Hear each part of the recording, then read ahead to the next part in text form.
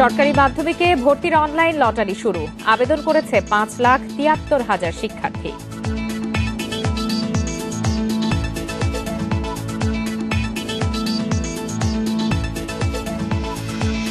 গাজীপুরে গ্যাস সিলিন্ডারের লিকেজ থেকে টিনশেড কলোনিতে আগুন। স্বামী স্ত্রী সহ নিহত 4, পুড়ল 40 ঘর।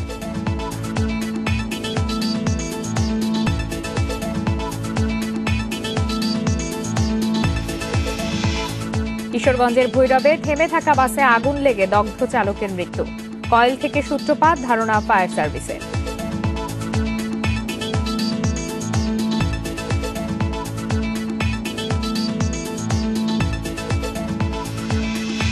পৌরসভা নির্বাচনে বিদ্রোহী প্রার্থী নিয়ে বিপাকে আওয়ামী লীগ। মাঠে নেই বিএনপির নেতা কর্মীরা।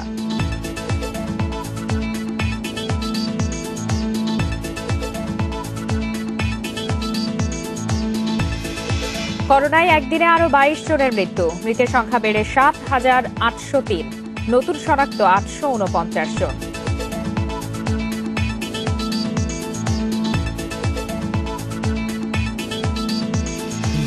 সমগ্র বাংলাদেশে আপনাদের সবাইকে আমন্ত্রণ জানাচ্ছি আমি ফারহানা লোপা। শিরোনাম জানাচ্ছিলাম, এবার চলে যাচ্ছে বিস্তারিত খবরে।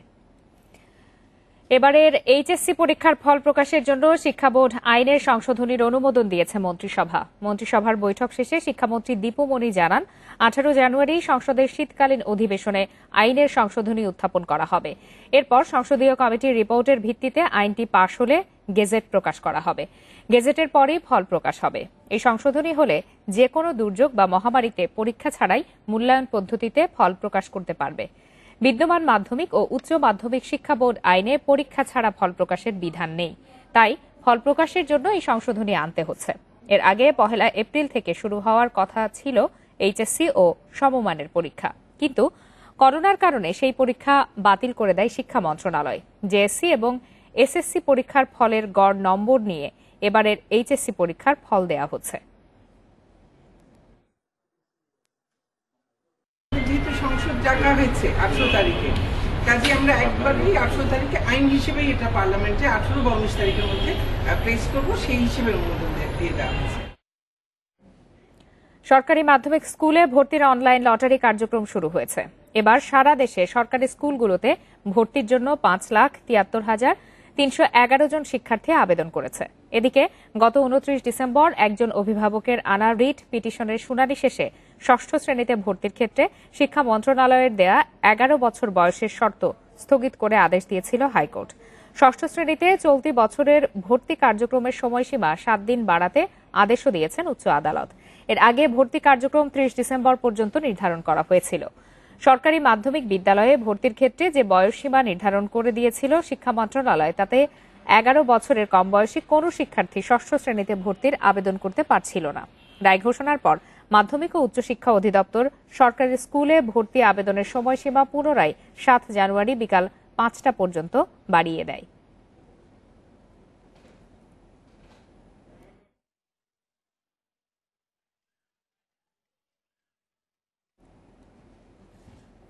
এ বিষয়ে আরো বিস্তারিত জানাতে আন্তর্জাতিক মাতৃভাষা ইনস্টিটিউট থেকে আমাদের সাথে যোগ দিয়েছেন সহকর্মী নূরে আলম। নূরে আলম, লটারি কার্যক্রম তো শুরু হয়েছে, স্থগিত ছিল এর আগে, তো আজকে ভিড় কেমন দেখছেন এবং ঠিক কত জনকে আজকে লটারিতে নাম দেয়া হবে, এই বিষয়ে কোনো তথ্য আপনার কাছে আছে কিনা?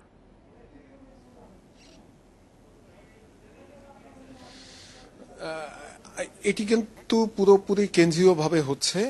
অন্যান্য বছর যেগুলো স্কুলে এই লটারি কার্যক্রমটি পরিচালিত হয় সরকারি স্কুলগুলোতে, এবার করোনার কারণে এটি কেন্দ্রীয়ভাবে করা হচ্ছে আন্তর্জাতিক মাতৃভাষা ইনস্টিটিউটে এবং একটি সফটওয়্যারের মাধ্যমে এটি করা হচ্ছে।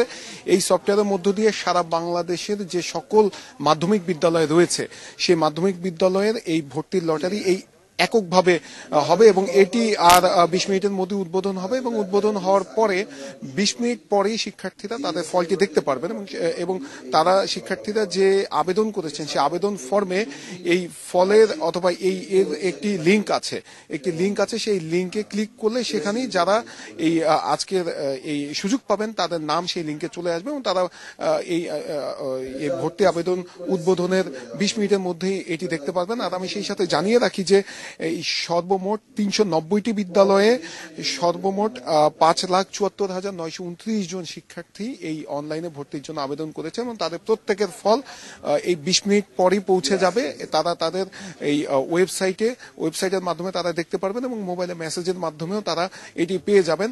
আর সরকারি মাধ্যমিক বিদ্যালয়ে আসন আছে 70,000-এর কিছু বেশি, তাহলে বোঝাই যাচ্ছে যে কি পরিমাণ এখানে প্রতিযোগিতা হচ্ছে। তাই লটারির মাধ্যমে ভর্তি কার্যক্রম পরিচালিত হবে। আর সেই সাথে এখন চলছে এখানকার উদ্বোধনী অনুষ্ঠান। কিছুক্ষণ আগে মাধ্যমিক উচ্চশিক্ষা অধিদপ্তরের মহাপরিচালক বক্তব্য রেখেছেন। মূলত মাধ্যমিক উচ্চশিক্ষা অধিদপ্তরই এই কাজটি পরিচালনা করছেন আর শিক্ষা মন্ত্রণালয় সেখানে রয়েছেন। শিক্ষামন্ত্রী দীপু মনি কিছুক্ষণ পরে এই ভর্তি কার্যক্রমের উদ্বোধন করবেন। তার সরাসরি এখানে সংযুক্ত হওয়ার কথা ছিল। আপনাকে ধন্যবাদ আমাদের সাথে যোগ দেওয়ার জন্য। আর কিছুক্ষণের মধ্যে সরকারি মাধ্যমিক স্কুলে ভর্তির অনলাইন লটারি কার্যক্রম শুরু হচ্ছে, সে বিষয়ে বিস্তারিত জানছিলাম সহকর্মী নুরে আলম পিন্টুর কাছ থেকে। চলে যাচ্ছে পরের প্রসঙ্গে। গাজীপুরে কালিয়াকৈরের কালামপুর এলাকায় একটি কলোনিতে আগুনে পুড়ে মারা গেছেন স্বামী স্ত্রী সহ 4 জন। রান্নাঘরের গ্যাস সিলিন্ডারের লিকেজ থেকে আগুনের সূত্রপাত বলে প্রাথমিকভাবে ধারণা করছে ফায়ার সার্ভিস। সোমবার ভোরে কিছু বুঝে ওঠার আগেই হঠাৎ আগুন লাগে কালামপুরের শ্রমিক কলোনিতে। মুহূর্তেই শুরু হয়ে যায় ছোটাছুটি। খবর যায় ফায়ার সার্ভিসে। সকাল 5:45টার দিকে কালিয়াকৈর ফায়ার সার্ভিসে 2টি ইউনিট ঘটনাস্থলে পৌঁছে। আধ ঘন্টা চেষ্টায় আগুন নিয়ন্ত্রণে আসে। এই ঘটনায় মারা যান মিলন মুন্নি দম্পতি সহ 4 পোশাক শ্রমিক। স্বজন হারিয়ে দিশেহারা মানুষের যেন হাহাকার থামছেই না। মৃত স্বজনের জন্য শোক ছাপিয়ে অসহায়ত্ব ফুটে ওঠে এসব নিম্নবিত্ত মানুষের আহাজারিতে। আমার স্বামী মারা গেছে ভাই, আমার স্বামী মারা গেছে। 2টা বাচ্চা তুই এই বাচ্চা আমার এমনি পঙ্গু বাচ্চা, এই বাচ্চা টিয়া ভাঙতে শেষ করলাম। বলে আমার কাছে ফোন গেছে এখানে আগুন লাগছে। আমার ভাই আমার 2 ভাসতে ভাই করে দিচ্ছে, কিন্তু আমার ভাই হতে পারেনি। নাসিমা নামে এক পোশাক শ্রমিকের ঘর থেকে আগুনের সূত্রপাত হয়েছে উল্লেখ করে ফায়ার সার্ভিস বলছে, প্রাথমিকভাবে রান্নাঘরের গ্যাস সিলিন্ডারের লিকেজ থেকে আগুন লেগেছে বলে ধারণা করা হচ্ছে। আমরা এই পর্যন্ত 4 জনের ডেড বডি আমরা রেস্কিউ করছি। আর এলপিজি গ্যাস সিলিন্ডারও যদি আপনার স্ট্যান্ডার্ড না হয়, ভালো যদি না হয়, ভালো মানের যদি না হয়, তাহলে ওই এলপিজি গ্যাস থেকে আগুন বিস্ফোরণ করতে পারে এবং আগুনের সংযোগ সৃষ্টি হতে পারে। আগুনে কলোনির 40টি টিনশেড ঘর পুড়ে নিঃস্ব হয়েছে প্রায় 45 শ্রমিক পরিবার। Independent news desk. কিশোরগঞ্জের ভৈরবের থেমে থাকা বাসে আগুন লেগে দগ্ধ হয়ে মারা গেছেন ভেতরে থাকা ঘুমন্ত চালক। ভোরে দুর্জয় মোড়ের বঙ্গবন্ধু সরণি এলাকায় এই দুর্ঘটনা ঘটে। ফায়ার সার্ভিস জানায় ভোর 4টায় থেমে থাকা বিসমিল্লাহ পরিবহনের বাসে আগুন লাগে। খবর পেয়ে ফায়ার সার্ভিসের 2টি ইউনিট ঘটনাস্থলে পৌঁছে প্রায় 1 ঘণ্টা চেষ্টা চালিয়ে আগুন নিয়ন্ত্রণে আনে। পরে ভেতর থেকে উদ্ধার করা হয় বাস চালকের মরদেহ। ফায়ার সার্ভিসের ধারণা রাতে বাসে কয়েল জ্বালিয়ে ঘুমাচ্ছিলেন চালক, সেখান থেকেই অগ্নিকাণ্ডের ঘটনা ঘটে।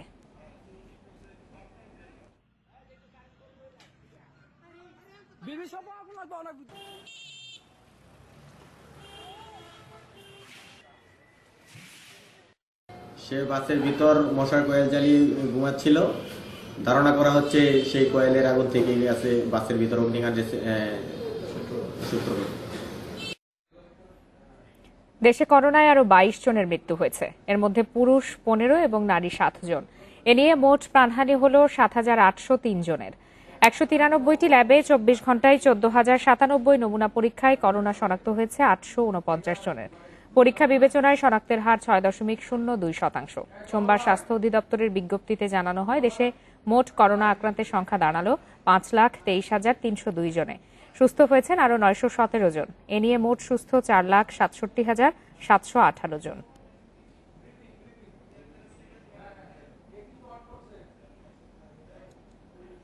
যুক্তরাজ্য থেকে আগত বাংলাদেশিদের প্রাতিষ্ঠানিক কোয়ারেন্টিন বাধ্যতামূলক করার পর আজ তৃতীয় ফ্লাইট এসে পৌঁছেছে সিলেটে। দুপুর 12:30টায় বিজি 202 ফ্লাইটটি সিলেট ওসমানী আন্তর্জাতিক বিমানবন্দরে অবতরণ করে।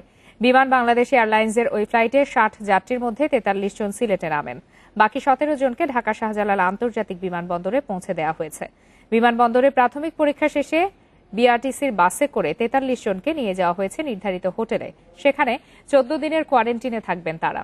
এর আগে গত 4 জানুয়ারি 48 জন এবং 7 জানুয়ারি 34 যাত্রী যুক্তরাজ্য থেকে সিলেট আসেন। তারপর থেকে প্রাতিষ্ঠানিক কোয়ারেন্টিনে আছেন তারা।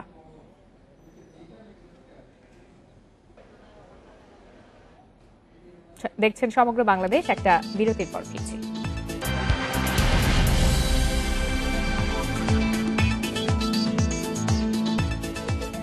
পৌরসভা নির্বাচনে মেয়র পদে আগেই প্রার্থী চূড়ান্ত করেছে আওয়ামী লীগ। তারপরও দলীয় সিদ্ধান্ত উপেক্ষা করে প্রতিদ্বন্দ্বিতা করছেন অনেকে। এতে একই দলের একাধিক প্রার্থী থাকায় বিপাকে পড়েছেন কর্মী সমর্থকরা। তবে প্রার্থী নিয়ে বিএনপিতে বিরোধ না থাকলেও মাঠে নেতাকর্মীদের নেই তেমন উপস্থিতি। পোস্টারে ছেয়ে গেছে নির্বাচনী এলাকা, চলছে মাইকিং, প্রার্থীরা ব্যস্ত জনসংযোগ নিয়ে। সব মিলিয়ে দ্বিতীয় ধাপের পৌর নির্বাচনের প্রচারণায় উত্তাপ ছড়াচ্ছেন প্রার্থীরা।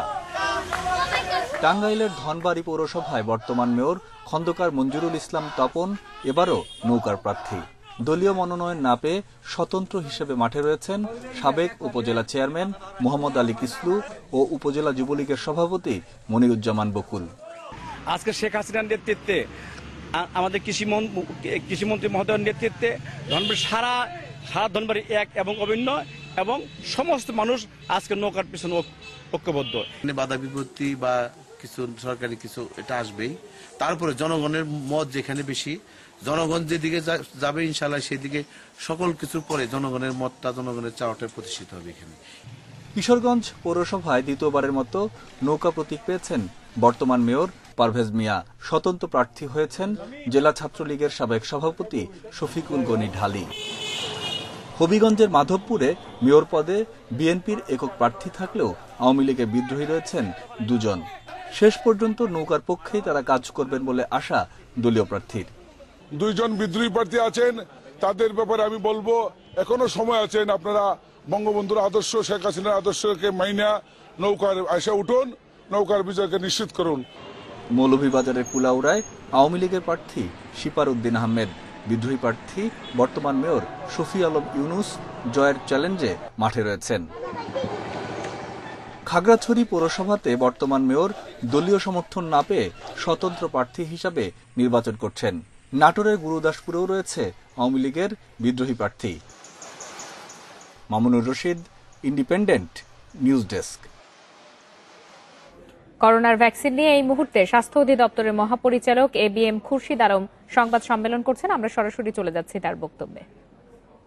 আর দ্বিতীয় যেটা, সেটা হচ্ছে যে আমাদের আইসিটি মন্ত্রণালয় এবং আমাদের এমআইএস এবং ঢাকা ডিসি অফিস মিলে একটা সফটওয়্যার তৈরি করেছেন যেটা রেজিস্ট্রেশনের জন্য। সেই সফটওয়্যারটা তারা দেখাবেন। আমি ঢাকা ডিসি মহোদয় এখানে আসার কথা ছিল, আমি জানি না উনি আসছেন কিনা, আমি অথবা তার প্রতিনিধি আসার কথা, হয়তো তারা এর মধ্যে এসে পৌঁছাবেন। তা আমি আর কথা না বাড়িয়ে আমি বরঞ্চ আমাদের উপস্থাপনায় যাই। আমি লাইন ডিরেক্টর শামসুল সাহেবকে অনুরোধ করি আপনি ভ্যাকসিন বিষয়ক পরিকল্পনাটা ইন ব্রিফ তুলে ধরেন অল্প সময়ের মধ্যে, কারণ ওনাদের অনেক প্রশ্ন আছে। আমরা এখানে বেশি সময় নিলে এই প্রশ্নগুলো ওনারা করতে পারবেন না, তাহলে পরে এখন তো প্রশ্ন করার কথা না, তাই না? আমাদের প্রেজেন্টেশনটা দেখেন। যাদের মাস্ক সঠিকভাবে পরা নাই, নাক খোলা, সবাই সঠিকভাবে মাস্ক পরেন, যে যেখানেই আছেন মাস্কটা সঠিকভাবে পরেন, কারণ আপনারাই, আমরাও বলি আপনারাও বলেন যে এটাই প্রাথমিক ভ্যাকসিন। তো লাইন ডিরেক্টর শামসুল সাহেবকে অনুরোধ করব আপনি প্লিজ আপনার প্রেজেন্টেশনটা শুরু করুন ইন ব্রিফ এবং শর্ট। ধন্যবাদ সম্মানিত মহাপরিচালক মহোদয়। করোনা ভ্যাকসিন নিয়ে স্বাস্থ্য অধিদপ্তরের ব্রিফিংটি আমরা শুনছিলাম। জানুয়ারির 21 থেকে 25 তারিখের মধ্যেই আসছে করোনার ভ্যাকসিন, এমনটি জানাচ্ছিলেন সংবাদ সম্মেলনে স্বাস্থ্য অধিদপ্তরের মহাপরিচালক। আমরা সরাসরি ছিলাম সেখানে। চলে যাচ্ছে পরের প্রসঙ্গে। আগামী 16 জানুয়ারির নির্বাচনকে ঘিরে জমজমাট সাভার পৌরসভা। রাস্তায় রাস্তায় পোস্টার ব্যানার লাগানো হয়েছে, মাইকে চলছে প্রার্থীদের প্রচারণা। ভোট চাইতে মেয়র, কাউন্সিলর প্রার্থীরা যাচ্ছেন ভোটারদের দ্বারে দ্বারে। ভোটাররাও যাচাই করছেন নানা প্রতিশ্রুতি আর সম্ভাবনা। সাভার পৌরসভা নির্বাচনে এবারও আওয়ামী লীগ থেকে নৌকা প্রতীক নিয়ে প্রতিদ্বন্দ্বিতা করছেন বর্তমান মেয়র হাজী আব্দুল গনি। দলীয় নেতাকর্মীদের সাথে নিয়ে সকাল থেকে মধ্যরাত পর্যন্ত নির্বাচনী প্রচারণায় ব্যস্ত সময় পার করছেন, দিচ্ছেন নানা প্রতিশ্রুতিও। মেয়র পদে আওয়ামী লীগ ছাড়া মাঠে আছেন বিএনপি ও ইসলামী আন্দোলনের প্রার্থী। এর মধ্যে বিএনপি মেয়র প্রার্থী রেফাতুল্লাহ নির্বাচনী প্রচারণায় বাধা দেয়া সহ নানা অভিযোগ তুলেছেন ক্ষমতাসীন দলের প্রার্থীর বিরুদ্ধে। আমি আশা করব এই এলাকার মানুষ, আমার পৌরসভার ভাই ও বোনেরা আগামী নির্বাচনে আমার নৌকা মার্কায় ভোট দিয়ে আমাকে বিজয়ী করে আমার যে অসমাপ্ত কাজগুলি আছে এই কাজগুলি সমাপ্ত করার সুযোগ দেবেন বলে আমি আশা করি। আমাদের লিফলেট ছিঁড়ে ফেলছে, আমাদের পোস্টার ছিঁড়ে ফেলতেছে, মাইক ভেঙে দিতেছে, ভয়ভীতি দেখাচ্ছে। এখন আবার শুনতেছি যে তারা আশিলা থেকে লোকজন এনে ওই এজেন্ট ঢুকায়ে সেখানে তারা ওই টিপ দেওয়ার চেষ্টা চালিয়ে যাচ্ছে। তবে প্রার্থীদের নানা প্রতিশ্রুতি আর অভিযোগের মধ্যে এলাকার উন্নয়নে যোগ্য প্রার্থীকে নির্বাচিত করার কথা জানালেন ভোটাররা। এলাকার ভালো কাজ করবে এবং যোগ্য মনে হবে, শুধু আমরা তারই চাই যে কিনা আমাদের এলাকার উন্নয়ন এবং সার্বিক উন্নয়নে কাজ করবে। ওই রকম যোগ্য যেই লোক আমরা তাকেই ভোট দিব। এ দফায় যে 30টি পৌরসভায় ইভিএম এ ভোট অনুষ্ঠিত হতে যাচ্ছে তার মধ্যে রয়েছে সাভারও। ভোটারদের সুবিধার্থে আগামী 14 জানুয়ারি অনুষ্ঠিত হবে মক ভোটিং। 14 জানুয়ারি আমাদের মক ভোটিং অনুষ্ঠিত হবে। আমরা সকল প্রতিদ্বন্দ্বী প্রার্থী দিয়ে বসবো এবং তাদের আমরা ব্রিফ করব বিভিন্ন বিষয়ে, আচরণবিধি বিশেষ করে, এবং নির্বাচনের দিন বিশেষ কিছু নিয়ম কানুন এগুলো তাদের জানিয়ে দিব যাতে তারা আইনের কোনো ব্যত্যয় না ঘটায়। সাভার পৌরসভায় মোট ভোটার সংখ্যা 1,88,088 জন। এবারের নির্বাচনে মেয়র পদে 3 জন, কাউন্সিলর পদে 40 জন এবং নারী কাউন্সিলর পদে 9 জন প্রার্থী প্রতিদ্বন্দ্বিতা করছেন। Independent news desk. চতুর্থ ধাপে পৌরসভা নির্বাচনে আওয়ামী লীগের মনোনয়ন জমার শেষ দিন আজ। সোমবার দুপুর পর্যন্ত 56 পৌরসভায় 300 মেয়র প্রার্থীর মনোনয়নপত্র জমা পড়েছে। বিকাল 5টা পর্যন্ত মনোনয়নপত্র জমা নেওয়া হবে। ধানমন্ডি 3-এর এই দলীয় কার্যালয়ে মনোনয়ন প্রত্যাশী ও দলীয় নেতাকর্মীদের ব্যাপক ভিড় দেখা যায়। যাচাই বাছাই শেষে কেন্দ্রীয়ভাবে 13 জানুয়ারি প্রার্থী চূড়ান্ত করা হবে। আওয়ামী লীগের পক্ষ থেকে বলা হয়েছে, নৌকা প্রতীকে যে প্রার্থী নির্বাচন করবেন তাকেই সমর্থন করতে হবে সবাইকে। দলে কোনো বিদ্রোহী প্রার্থীর স্থান নেই। ঘোষিত তফসিল অনুযায়ী দেশের 3 শতাধিক পৌরসভার মধ্যে চতুর্থ ধাপে 56টি পৌরসভায় ভোট গ্রহণ 14 ফেব্রুয়ারি। রিটার্নিং কর্মকর্তার কাছে মনোনয়নপত্র জমার শেষ সময় 17 জানুয়ারি, বাছাই 19 জানুয়ারি, প্রত্যাহারের শেষ সময় 26 জানুয়ারি।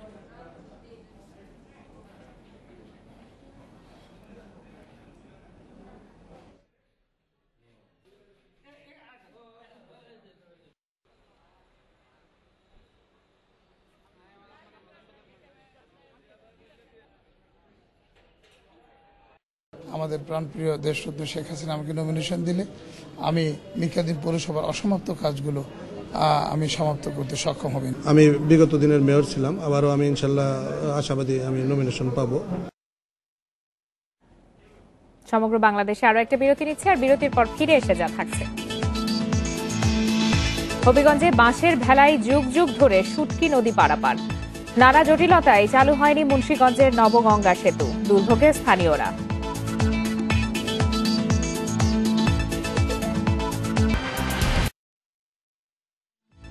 ঠাকুরগাঁওয়ের পীরগঞ্জে ট্রেনে কাটা পড়ে 2 মোটরসাইকেল আরোহী নিহত হয়েছেন। সকালে উপজেলার জগধা এলাকায় এই দুর্ঘটনা ঘটে। নিহতরা হলেন ঠাকুরগাঁও জেলা জজ আদালতের কর্মচারী আব্দুস সোবহান ও রুহুল আমিন।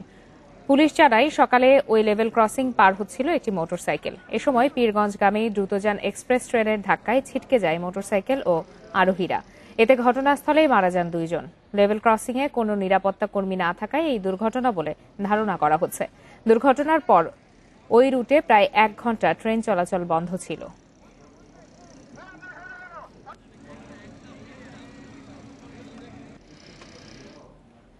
নড়াইলে স্ত্রী হত্যার দায়ে তার স্বামী এনায়েত মোল্লাকে মৃত্যুদণ্ড এবং 1 লাখ টাকা জরিমানা করেছে আদালত।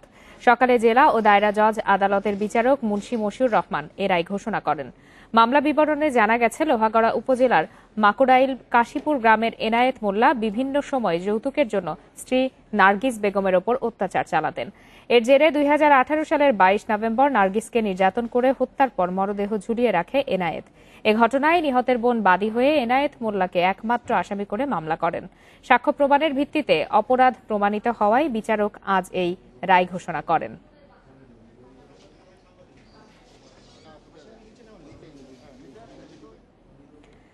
সেতুর অভাবে বাঁশের ভেলায় করে যুগ যুগ ধরে শুটকি নদী পার হচ্ছেন হবিগঞ্জের বানিয়াচং উপজেলার কয়েক হাজার মানুষ। এদিকে মুন্সিগঞ্জের পোড়া গঙ্গা খালের ওপর সেতু না থাকায় 25 বছর ধরে দুর্ভোগ পোহাচ্ছেন সিরাজদি খানের মানুষ। নড়াইলের লোহাগড়ায় তুষখালী নদীতে 1 বছর আগে সেতু হলেও সংকট সংযোগ সড়কের। সমাধানে জনপ্রতিনিধি ও প্রশাসনের কাছে ধর্ণা দিয়েও কাজ হয়নি বলে অভিযোগ ভুক্তভোগীদের। হবিগঞ্জের বানিয়াচংয়ে এভাবেই বাঁশের ভেলায় করে চলছে শুটকি নদী পারাপার। হাওড়াঞ্চলের এই উপজেলার 15 গ্রামের মানুষের এই কষ্ট নিত্যদিনের। কৃষিপণ্য গবাদি পশু পারাপারও করতে হয় ভেলায়, এতে প্রায়ই ঘটে দুর্ঘটনা। স্থানীয়দের অভিযোগ, একটি সেতু নির্মাণের জন্য স্থানীয় জনপ্রতিনিধি ও প্রশাসনের কাছে আবেদন করে মিলেছে কেবল আশ্বাস। তাই নিজেদের উদ্যোগে চাঁদা তুলে তৈরি করা হয়েছে বাঁশের ভেলা। প্রশাসন বলছে সেতু নির্মাণের জন্য প্রস্তাবনা তৈরি করা হচ্ছে। বাঁশের বুড়াতে ফার্ম লাগে, ওই এখানে আমরা বাস করতে খুব কষ্ট। আমরা এখানে একটা ব্রিজ হইলে দইরা খুব আমরা ভালো হয়। আমরা এই শুটকি নদীর মাঝে একটা ব্রিজ চাই। আমরা এই বাঁশের এই বুড়া বাইন্দে আমরা ফার্জে হই, আমরা খুব কষ্ট হয়। আমরা উপজেলা পরিষদ থেকেও এখানে একটি ব্রিজ করার জন্য সুপারিশ করব এবং সরকার সম্ভবতা যাচাই করে যদি ফিজিবিলিটি স্টাডি করে সম্ভব হয়, আশা করি এখানে একটা ব্রিজ হবে। সেতু সংকটে ভোগান্তিতে আছেন মুন্সিগঞ্জের সিরাজদি খান ও লৌহজং উপজেলার 10 গ্রামের মানুষও। 25 বছর আগে এই দুই উপজেলার সড়ক যোগাযোগ ব্যবস্থা সহজ করতে পোড়াগঙ্গা খালের উপর সেতু নির্মাণের উদ্যোগ নেওয়া হয়, কিন্তু সে সময় 8টি পিলার বসানোর পর বন্ধ হয়ে যায় সেতুর কাজ। এরপর আর কোনো কাজ হয়নি। শুষ্ক মৌসুমে বাঁশের সাঁকু আর বর্ষায় নৌকা যাতায়াতের একমাত্র মাধ্যম স্থানীয়দের। এই মানুষের যাইতে অনেক কষ্ট হয়। পোলা মানুষ পড়েও জায়গা, বুড়া মানুষ এরা পড়ে জায়গা। জীবনে ঝুঁকি নিয়ে এ বাসার সাকরদা যাই। 10-15টি গ্রাম আছে, প্রায় 10 হইতে 20,000 লোক। যদি এই ব্রিজটা হইতো প্রতিদিন যাওয়া আসা করত। উপজেলা প্রশাসনের কর্মকর্তারা জানান, সেতুটি নির্মাণে বরাদ্দের ব্যাপারে কর্তৃপক্ষের সঙ্গে আলোচনা চলছে। ব্রিজটা হওয়া দরকার, এই মর্মে আমি আসলে আমার ঊর্ধ্বতন কর্তৃপক্ষের কাছে এর একটি প্রতিবেদন দাখিল করব। এদিকে নড়াইলের লোহাগড়ায় তুষখালী নদীর উপর সেতু নির্মাণের 1 বছর পরও হয়নি সংযোগ সড়ক। তাই 10 কোটি টাকা ব্যয়ে নির্মিত সেতুটি জনগণের কোনো কাজেই আসছে না। এই ব্রিজের ওঠানামার জন্য ভ্যানও যাচ্ছে না, রিক্সাও যাচ্ছে না, কোনো গাড়ি যাতায়াতের ব্যবস্থা নেই। ব্রিজটা ওভারটেক করে যাতে বলে 15 টাকা হতো, 20টা একটা লোকের সংখ্যা বাড়িয়ে যেত, চলাচলতি বেশি হতো, এটা আমাদের সুবিধা হতো। ক্ষতিপূরণ না দিয়ে জমিতে সড়ক নির্মাণ করতে গেলে বাধা দেন মালিকেরা, বন্ধ হয় কাজ। অধিগ্রহণের আওতায় পড়া জমির জন্য মালিকদের উপযুক্ত ক্ষতিপূরণ দিয়ে সড়ক নির্মাণের দাবি স্থানীয়দের। Shahnaz Parvin, independent news desk. সমগ্র বাংলাদেশে আবারও বিরতি নিচ্ছি, আর বিরতির পর ফিরে এসে আরও যা থাকছে। হারিয়ে যাওয়া ঐতিহ্য ধরে রাখতে ঝিনাইদহে হলো গরুর গাড়ির দৌড় প্রতিযোগিতা। নিয়মিত আয়োজনের দাবি দর্শকদের।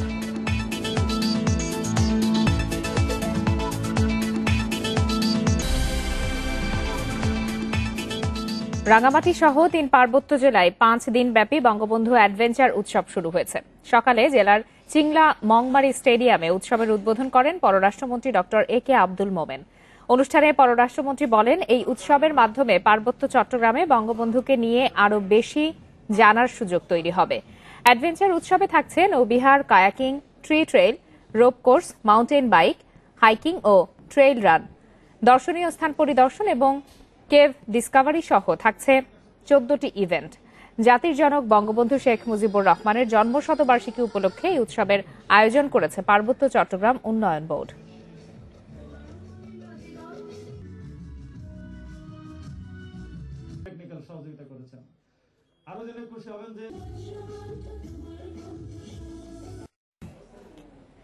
প্রায় হারিয়ে যেতে বসেছে গ্রাম বাংলার ঐতিহ্য গরুর গাড়ি। দিন দিন কমে যাচ্ছে এর ব্যবহার। একই সঙ্গে হারিয়ে যাচ্ছে গরুর গাড়ির দৌড় প্রতিযোগিতা। এই হারিয়ে যাওয়া ঐতিহ্যকে ধরে রাখতে ঝিনাইদহের বেতাই গ্রামে অনুষ্ঠিত হল গরুর গাড়ির দৌড় প্রতিযোগিতা। চমৎকার এই আয়োজনে খুশি দর্শকরাও। বিলুপ্ত প্রায় খেলাটি নিয়মিত আয়োজনের আশ্বাস দিয়েছেন আয়োজকরা।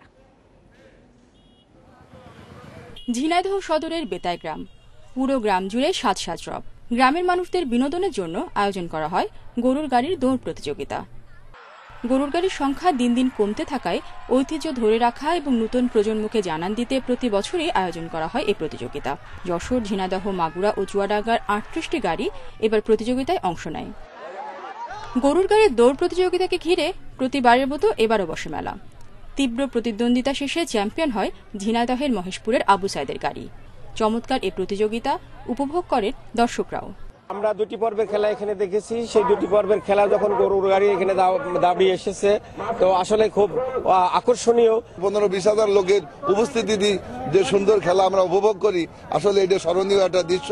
খেলা করি মানে পুরনো ঐতিহ্য ধরে রাখার জন্য, আর এসে কিছু আনন্দ আমি নিজেও পাই বা দর্শক শ্রোতা পাই।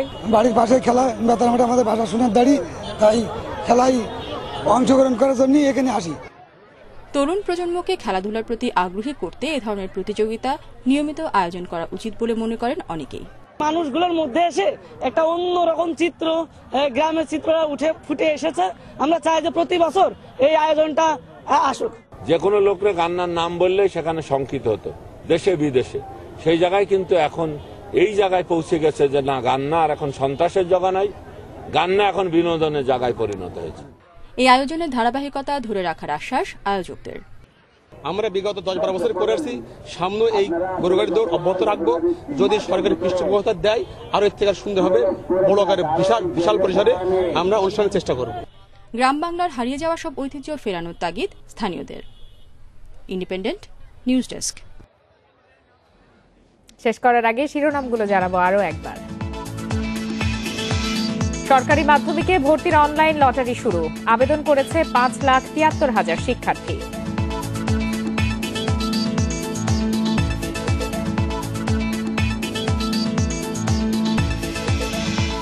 গাজীপুরে গ্যাস সিলিন্ডারের লিকেজ থেকে টিনশেড কলোনিতে আগুন, স্বামী স্ত্রী সহ নিহত 4, পুড়ল 40 ঘর।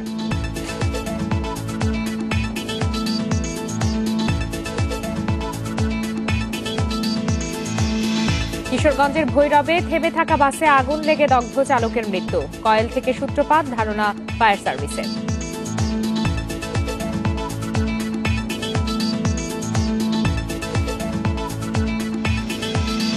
পৌরসভা নির্বাচনে বিদ্রোহী প্রার্থী নিয়ে বিপাকে আওয়ামী লীগ, মাঠে নেই বিএনপির নেতাকর্মীরা।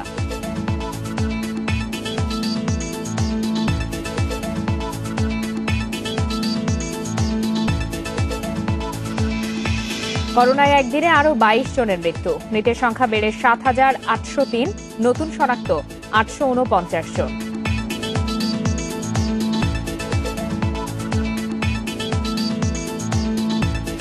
আজকে সমগ্র বাংলাদেশ। ইন্ডিপেন্ডেন্ট টেলিভিশনের সব খবরের আরো বিস্তারিত জানতে চোখ রাখুন ফেসবুক, ইউটিউব বা টুইটারে।